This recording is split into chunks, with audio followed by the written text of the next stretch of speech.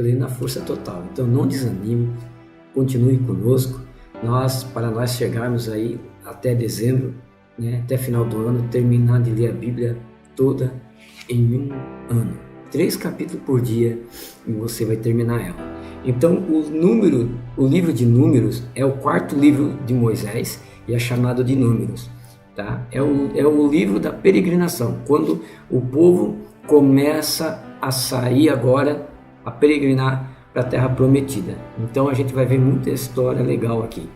E o resumo, eu vou fazer igual fiz com Levítico e com os outros livros. O resumo total do livro todo eu dou no último capítulo. Então o Números tem 36 capítulos. E lá no capítulo 36 a gente vai fazer aí um resumo total do livro, tá? Então no capítulo 1, Deus pede para Moisés fazer um censo dos homens, né, que estava no deserto antes de sair, antes de caminhar. Então lá no verso 3 vai dizer assim, do capítulo 1 de Números: da idade de 20 anos para cima, todos que podiam sair à guerra em Israel, tu e Arão os encontrarão segundo os seus esquadrões. Enquanto o tema de Levítico é adoração, o de Números é a guerra. Significa que os israelitas espirituais devem ser guerreiros, como também adoradores. Paulo diz: milita a boa milícia. 1 Timóteo 1,18. Em Êxodo 30, verso 11, foi ordenado que sempre que o censo dos varões de Israel fosse feito, um meio ciclo de prata, cerca de meia onça, né, tinha que ser dado ao santuário por cada homem.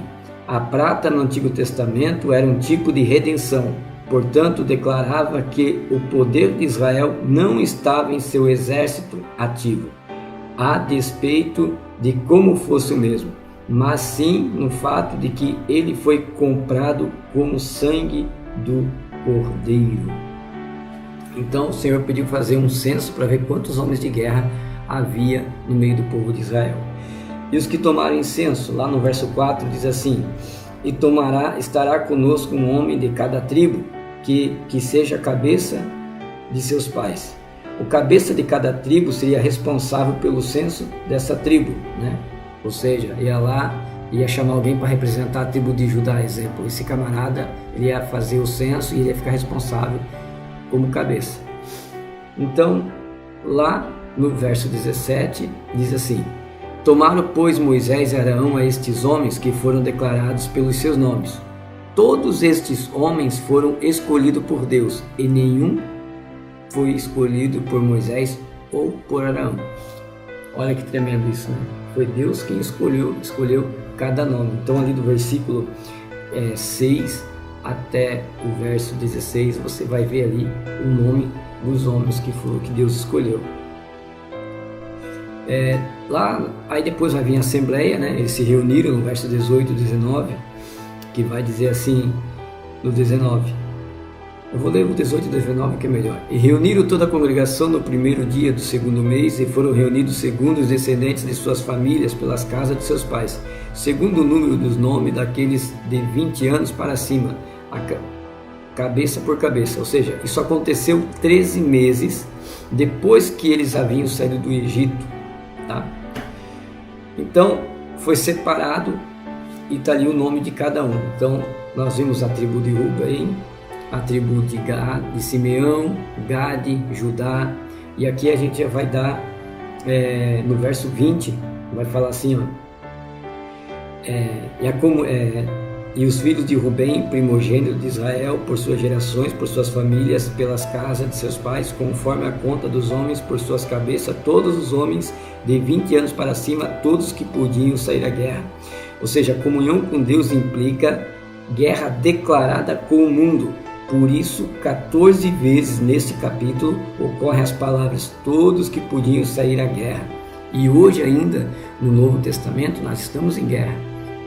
O apóstolo Paulo diz que a nossa guerra não é contra a carne, não é contra a sangue, mas toda a potestade do ar. Efésios capítulo 6, do 10 ao 13.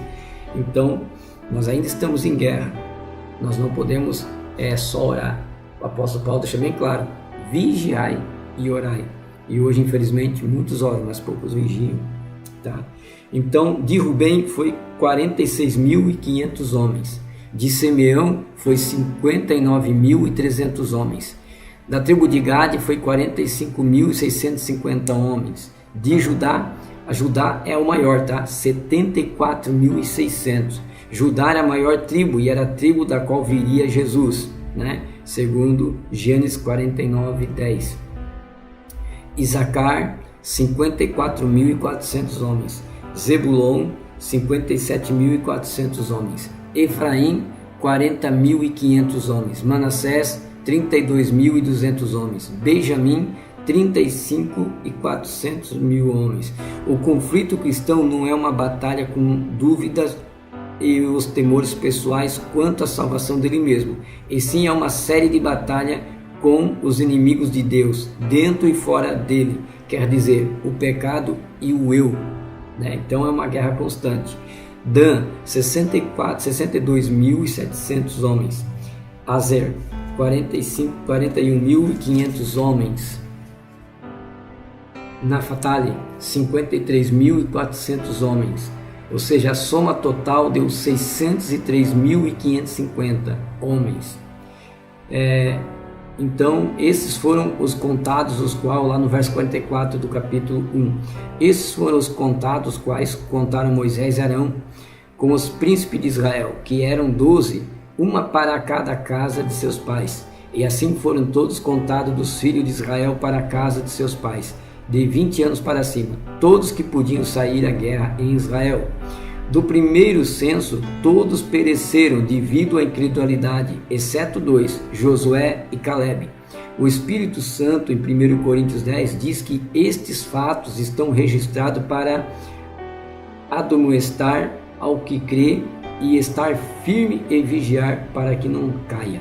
Foi feito um censo, lembra lá em Êxodo? E todos aqueles pereceram. E só sobrou daquela turma que saiu lá em Êxodo, só sobrou Josué e Caleb. Aqui agora é uma nova geração que nasceu no deserto. E a gente viu lá no verso 47 que os levitas não foram contados. Por quê? Mas os levitas não foram contados entre eles segundo a tribo de seus pais, porque era uma tribo sacerdotal. A tribo de sacerdotal não era para a guerra, tá? E lá no versículo 52 diz assim, e os filhos de Israel assentarão as suas tendas, cada um no seu esquadrão, e cada um junto à sua bandeira por seus esquadrões. Ou seja, nas tribos, Efraim tomou o lugar de José, e Manassés tomou o lugar de Levi, na disposição das 12 tribos de Israel. A tribo de Levi não foi contada, sendo escolhida para ministrar a outras tribos, e sem nenhuma apropriação definitiva de terras entre outras 12 tribos, né? Aí o verso 53 vai dizer assim, no capítulo 1, mas os levitas assentarão as suas tendas ao redor do tabernáculo, e não haverá ira sobre a congregação dos filhos de Israel, e os levitas terão guarda do tabernáculo do testemunho.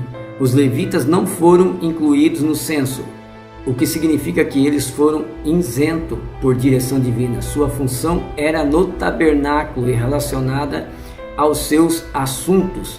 Quando Israel acampou, os membros da tribo de Levi assentaram as suas tendas ao redor do tabernáculo e foram responsáveis por sua proteção. Ninguém mais das outras tribos passaria deste cordão de proteção, exceto para levar os sacrifícios. Todo sacerdócio era da tribo de Levi, entretanto nem todos os levitas foram sacerdotes. O último grupo originava-se da família de Arão, tá? Então você viu aqui que o que os levitas faziam, né? A gente vai falar um pouquinho mais lá em número 8, capítulo 8. Mas quando Deus fez aqui os levitas, nós percebemos que levita, irmão, ao contrário que tem muito fala aí, só por causa de 1ª e 2ª Crônicas, quando Salomão coloca os levitas para cantar, hoje a gente vê muita pessoa dizendo, eu sou levita. O levita original não é o que tem microfone na mão. Não existe chamado de levita para cantar. O chamado de levita é para servir.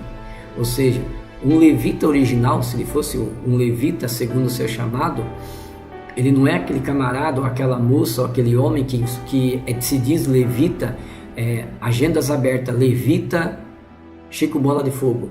E o camarada não pega numa vassoura na igreja, o camarada não ajuda a limpar um banco, o camarada não ajuda a trocar um foco, uma lâmpada, o camarada não é capaz de tirar um mato da brita do templo. Então, o levita verdadeiro, ele não é o que canta, mas é o que faz a manutenção do templo. Esse seria o levita verdadeiro. Você pode até cuidar do estacionamento e cantar ao mesmo tempo. Você pode até carpir o terreno da igreja e cantar ao mesmo tempo. Ou seja, o levita verdadeiro não tem nada a ver com esses levitas que estão inventando hoje aí, por causa das falsas doutrinas, né? É muito importante a gente estudar a Bíblia para a gente entender algumas questões. Capítulo de número 12, vamos lá? As disciplinas do acampamento, como é que ia funcionar as disciplinas, né? A gente vai ver aqui que Deus colocou cada exército, né? Ou seja, cada tribo, algumas tribos assim, uma para o lado sul, outro lado norte, ocidental, e assim vai. E o tabernáculo ficava no meio, e bem no meio do tabernáculo, no centro do povo, e em redor do tabernáculo ficaria os levitas. Depois dos levitas, veria então cada tribo com os homens de guerra para guardar o tabernáculo, tá? Então, as disciplinas do acampamento. Falou o Senhor a Moisés, a Arão, dizendo: os filhos de Israel acamparão cada um junto à sua bandeira, segundo o seu estandarte das casas de seus pais, ao redor do tabernáculo do testemunho. A posição estandarte era determinada pela posição do tabernáculo. O tabernáculo era o centro de tudo, assim como Cristo tem que ser o centro de tudo na atualidade, de quem o tabernáculo era um tipo. Ou seja, né? Por isso que a gente sempre fala, né? Aqui profeticamente está falando, ó, eu vou ficar no meio do meu povo. Então, assim como o tabernáculo era o centro do acampamento de Israel, Cristo, ele é o centro da vida nossa hoje no tempo da graça. Ou seja, tudo que formos fazer em nome de Cristo, ele é o centro. Se você for cantar uma música, Cristo tem que ser o centro. Se você vê que a música é egocêntrica, diz que Deus vai dar, que Deus vai honrar, e Cristo não está sendo adorado, quem está sendo adorado é o ego, é o sentimento do homem, não cante. Isso aí é contra o que Deus quer. Isso é herege. A palavra adoração, a palavra hino, né? A palavra louvor quer dizer elogio. Então, quando eu vou cantar um louvor, eu vou ministrar um louvor, eu tenho que essa palavra, esse louvor, esse elogio é para Deus. Então, a adoração tem que ser para cima e não na vertical. Tem que ser não na horizontal, tem que ser na vertical. Infelizmente, 99,9% das nossas músicas são horizontais, são para o homem sentir a Deus, né? Mas não é isso que a palavra de Deus diz. Então, lá no verso 9 do capítulo 2 tem nossa primeira curiosidade. Aliás, no verso 7. E da tribo de Zebulão, Eliabe, filho de Elã, será o chefe dos filhos de Zebulão, e seu exército, que seria contado, era de 57.400. Ou seja, as 3 tribos de Judá e de Isacar e de Zebulon acampariam ao lado oriental do tabernáculo. Estes eram seus postos designados, e não devia se desviar deles. O Senhor também atribuiu um ministério particular para cada e para todo crente. Infelizmente, a maioria não sabe que ministério é esse. Devido à carência de consagração, e muitos, se não a maioria, tentam ocupar uma posição designada pelo homem ou por si mesmo e não pelo Senhor. Isso equivaleria a uma das tribos de Israel acampar em um lugar não designado para ela, tá? essas 3 tribos, que somam 186.400 homens, eram chamadas de acampamento de Judá. Esses irão diante do Senhor. Ou seja, Judá significa louvor. Portanto, quando o acampamento se mudava, Judá deveria ir primeiro, o que significa que Israel devia ser conduzido pelo louvor. Olha que tremendo isso aqui. Então, Deus se manifesta e se movimenta na adoração e no louvor, no elogio a Ele. Então, eu não posso fazer nada mecanizado. A minha vida não pode ser mecanizada. Hoje tem muitos crentes dentro da igreja que fazem a sua obra sem ser chamado para aquilo. Tem pessoas que têm técnica vocal boa, têm uma boa oratória. Então, por ter uma boa oratória, ele acha que o chamado dele é pregar, porque ele tem uma boa oratória. Mas às vezes ele não foi chamado para pregar. Ele não foi chamado para ficar preso e para pregar. Ele foi chamado somente para louvar, para cantar o nome do Senhor. Mas como ele tem uma boa oratória, ele se sente bem, então ele maneja bem essa ferramenta, então ele acaba deixando o seu chamado de lado e fica só na oratória. Então tem muitas pessoas assim, e tem muita gente boa, muita gente que canta, mas ela seria melhor em cantar, em pregar. Aliás, ela tem um chamado para pregar, ela tem um chamado para ensinar. É aquela pessoa que senta, ela pega uma mensagem, ela faz de um versículo ali ela tinha um esboço de um versículo, de um ponto de interrogação que vai, aquela pessoa que dá vontade de ficar ouvindo ela.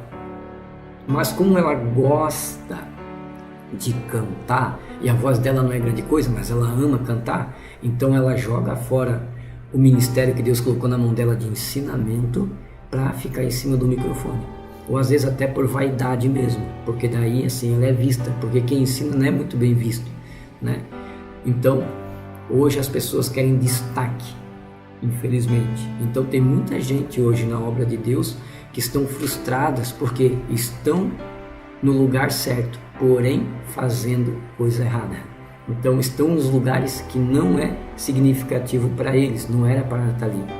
Cada um tem o seu lugar. É por isso que é interessante você sempre orar a Deus para ver onde você vai congregar, porque você pode estar congregando no lugar aonde que o pastor daquela igreja, o líder daquela igreja onde você está, não tenha chamada de pastor. Porque existe 2 tipos de pessoas hoje na obra, infelizmente.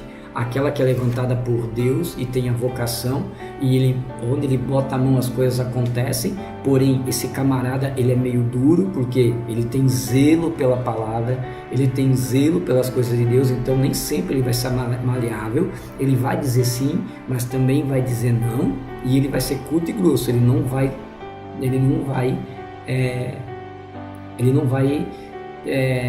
como é que eu posso dizer, ele não vai puxando os pensamentos, é sim, sim, não, não.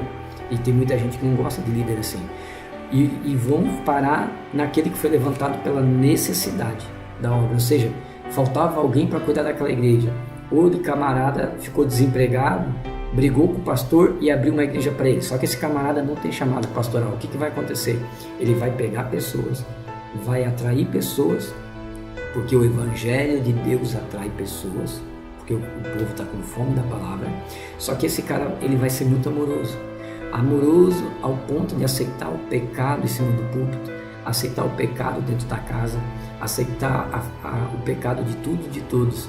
E ele quer só ajuntamento de pessoas, então você raramente vai ouvir o não dessa pessoa, e ele não vai ter um zelo pela palavra. Então ele sempre vai levantar pessoas pela necessidade. Como ele não tem chamada pastoral, ele não vai ter uma visão de águia, ele vai colocar pessoas erradas, né? Pessoas certas, só que em lugares errados.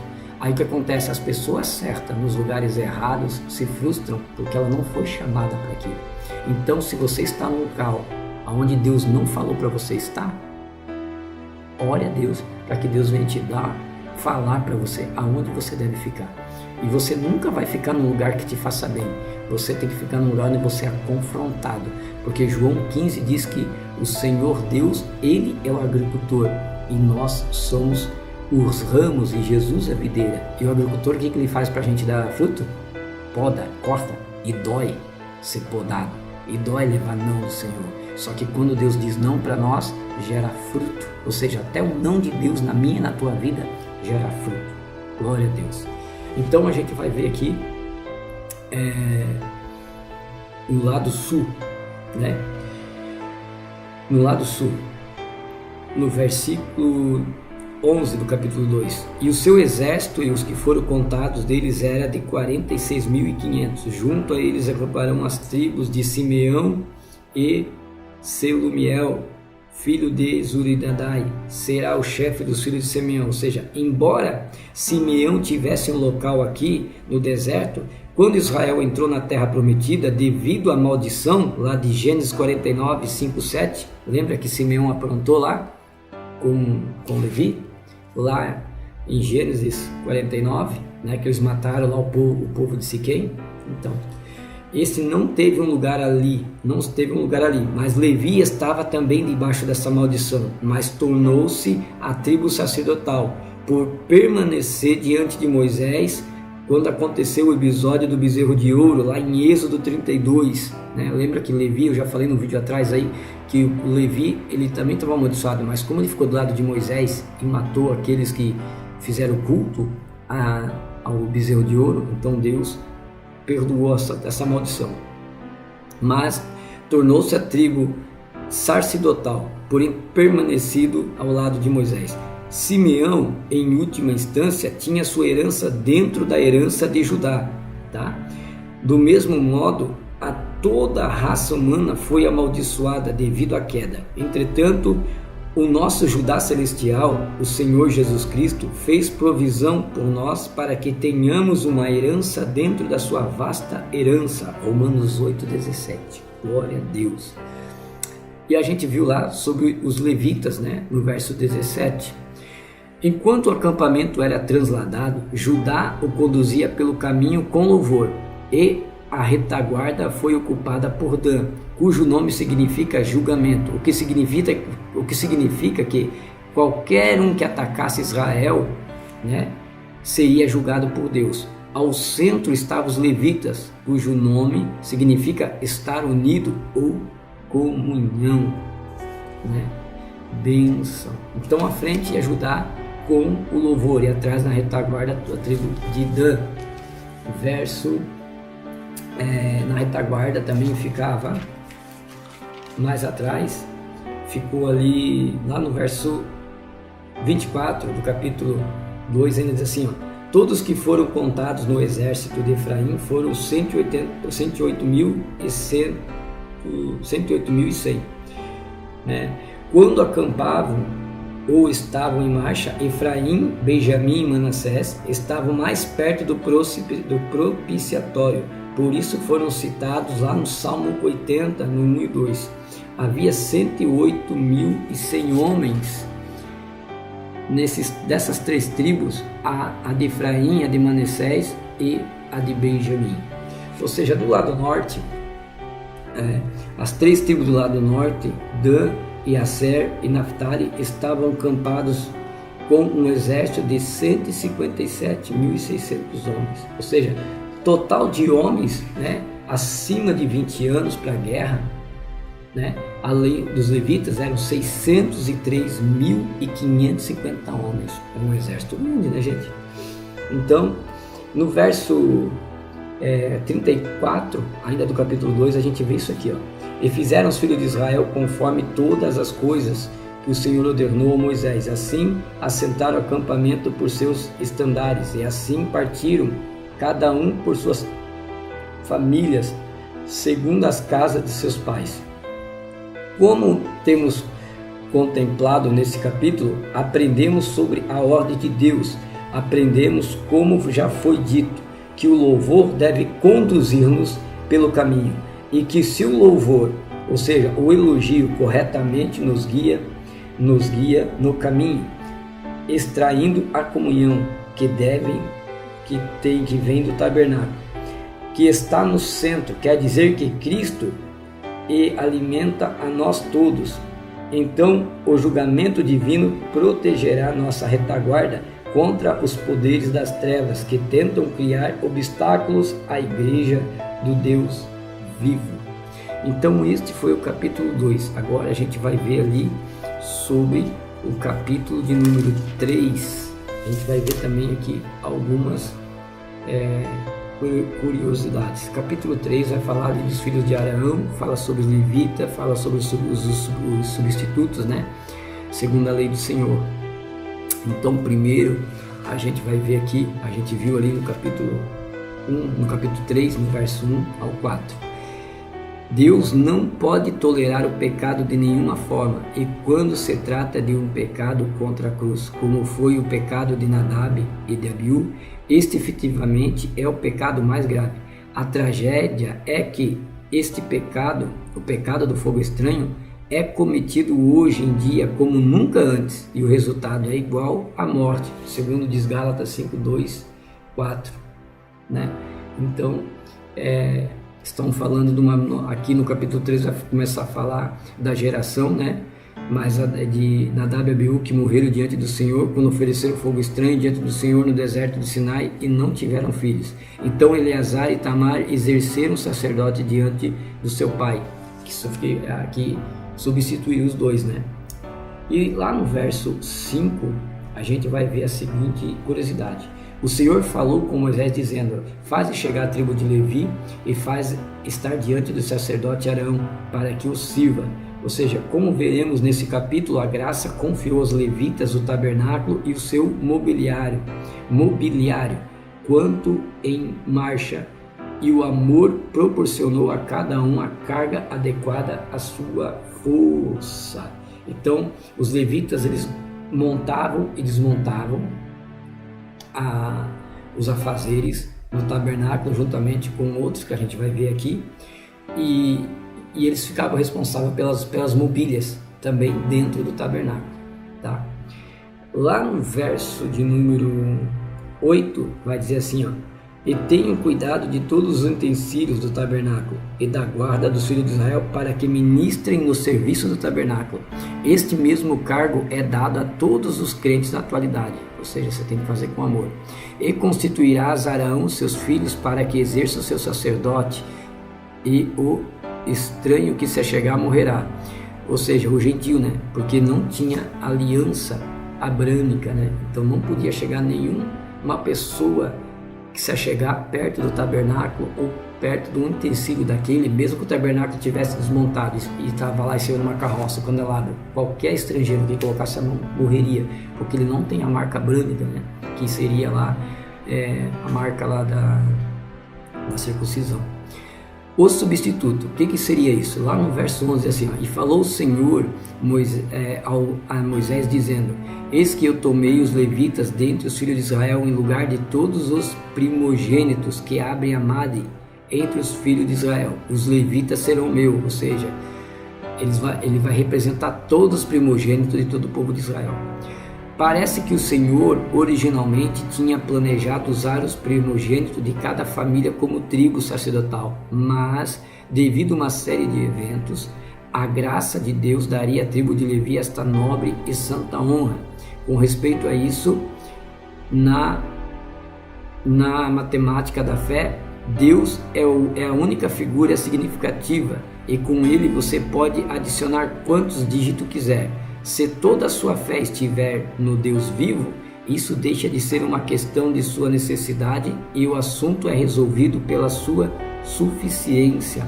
Ou seja, no coração de Deus, ele ia pegar um primogênito de cada tribo, mas devido aos fatos que aconteceram lá em Gênesis, pelos pecados do povo, ele decidiu agora mudar. Então agora ele pegou todos os levitas para ele, que representaria o primogênito de cada tribo, tá?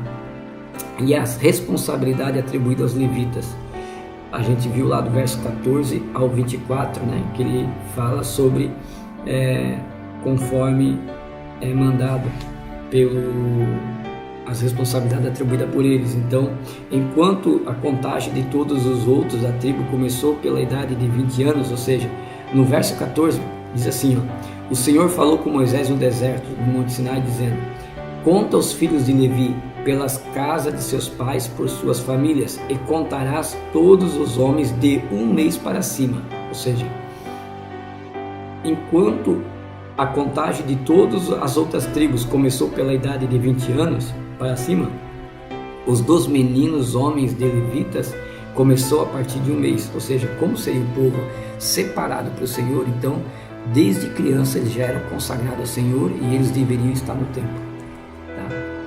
Lá no verso 25 e 26 a gente vai ver os cargos. E os filhos de Gerson terão seu cargo no tabernáculo do testemunho, e o tabernáculo, a tenda e a sua cobertura, e o véu da porta do tabernáculo do testemunho, e as cortinas do átrio e o pavilhão da porta do átrio que estão junto ao tabernáculo, junto ao altar ao redor, como também as suas cordas para todo o seu serviço. Os gersonitas estavam a cargo de inúmeras coisas com respeito ao tabernáculo. Era a sua responsabilidade de desmontar esta parte do tabernáculo que a gente leu ali. Quando o Espírito Santo desejasse que o acampamento de Israel mudasse de lugar, eles eram responsáveis também por voltar a erguê-lo. Além disso, era sua responsabilidade protegê-lo e mantê-lo quando já estivesse erguido. Então, os gersonitas eram responsáveis por levantar e desmontar o tabernáculo e também proteger. Os coatitas, tem um povo da família dos coatitas, também faziam parte. A gente vai ver lá no versículo 32, do 31 e 32. E o cargo deles estará a arca e a mesa e o castiçal e os altares e os utensílios dos santuários com que ministrem e o véu com todo o seu serviço. E o principal dos chefes dos levitas será Eliezer, filho de Arão, o sacerdote, e será encarregado dos que têm a guarda do santuário. Ou seja, enquanto o tabernáculo estava a cargo do gersonista, os utensílios sagrados que estavam dentro do tabernáculo ficaram sob os cuidados dos coatitas. Então, os gersonitas cuidavam do templo e eles cuidavam dos utensílios. Os meraritas, vamos ver quem é esse povo aí. Lá no verso 33 diz assim, e de Merari é a família dos malitas e dos musitas. Estes são as famílias de meraritas, e os que foram contados deles, conforme o número de todos os homens. E lá no verso 37, 38, no verso 36, 37, 38, assim, e o cargo dos filhos de Merari estará a custódia das tábuas do tabernáculo, e as suas barras, as suas colunas, as suas bases, e todo o seu equipamento, com todo o seu serviço, e as colunas em redor do átrio, e as suas bases, e as suas estacas, e as suas cordas. E os que o armarão as suas tendas diante do tabernáculo ao oriente, diante do tabernáculo para a saída do sol, serão Moisés e Arão, seus filhos, tendo cuidado da guarda do santuário em lugar dos filhos de Israel, e o estranho, ou o estrangeiro que se aproximar morrerá. Ou seja, o cargo dos meraritas consistia em fazer tudo o que não havia sido atribuído aos gersonitas e os coatitas. Que se saiba que havia que eles sabiam que tinha mais dignidade em levar um alfinete insuficiente do tabernáculo do que manobrar um cetro mais poderoso do Egito. Ou seja, tinha mais honra tu guardar uma agulha para o Senhor do tabernáculo do que tu ser o imperador no Egito. É isso que o escritor quis dizer. Então eles eram responsáveis pelo esqueleto do templo, pelas colunas do templo. Lá no verso 43 vai dizer assim, e todos os primogênitos homens, conforme o número dos nomes de 1 mês para cima, conforme o que era contado deles, foram 22.273. O número de 22.273 não se refere a todos os primogênitos dos filhos de Israel, o que teria sido um número maior, mas sim aqueles meninos homens que tinham nascido após a saída do Egito, no período de tempo de 13 meses, ou seja, o Senhor não queria nenhum menino que tivesse vindo, que teria, e também seria meio impossível, né? Porque eles ficaram praticamente aí 13 meses, 13 meses longe do Egito. Então, o Senhor não queria ninguém que tivesse nascido lá no Egito e tivesse ali com 13 meses de vida. Ele queria apenas os varões de um mês, ou seja, homens, meninos que tivessem nascido no deserto, na sua presença, na sua dependência. Ou seja, Deus só escolhe e só usa homens que nasceram de Deus, não foram nascidos de homens, ou seja, não foram levantados por homens financeiramente, não foram levantados não tem costa quente com o pastor, com o presbítero, com o apóstolo, não tem costa quente com ninguém. Quem levantou ele não foi assessoria, não foi empresário, quem levantou ele, quem levantou ela foi Deus. Este homem que nasceu no meio da dependência, no meio do deserto, no meio da tribulação, no meio da luta, porque é no meio da cinza que nasce a fênix. Então, toda vez que chegar um deserto, o que eu aprendo aqui? Toda vez que chegar um deserto na minha e na tua vida, você está sendo apontado para nascer no meio do deserto, florir e dar frutos. E o Senhor vai te usar e vai durar o teu ministério. Por isso que tem muitas pessoas que vêm e somem, porque não foi Deus que levantou, foi o homem, foi um marketing. Tá? Lá no versículo, vai falar um pouco dos levitas, do 44 ao 51. Aí vai dizer assim, no verso 50 a 51. E recebeu dos primogênitos dos filhos de Israel um dinheiro de 1.365 ciclos, conforme o ciclo do santuário. Dava um pouco mais de 8.000 reais hoje. E Moisés deu dinheiro de resgate a Arão e os seus filhos, conforme o mandado do Senhor, conforme o Senhor tinha ordenado. Ou seja, deve ter sido muito lindo indicar os operários de Deus no deserto. Cada um estava em seu posto e cada um se movia dentro da sua esfera, divinamente ordenada. Assim, no momento em que a nuvem se elevou e a ordem para levantar acampamento foi dada, cada homem sabia o que teria que fazer e se dirigiu a fazer isso, e nada mais. Nenhum homem tinha o direito de pensar por si mesmo nestas funções. O Senhor pensou por todos. Infelizmente, muita gente, na maioria das igrejas modernas de hoje, estão tentando deixar o Senhor de lado e, com efeito, fazendo tudo o que acha melhor pelo povo. Isto o Senhor nunca aceitará, porque Ele só é o cabeça da igreja e Ele nunca anulará esta posição. Colossenses 1, 17, 19. Tremendo, né? Olha como o Senhor cuida do povo, olha como o Senhor faz as coisas acontecer. Olha como Deus tudo, Ele dá desígnio para cada um. Então, o reino de Deus é organizado e tem que ser feito com zelo, tá?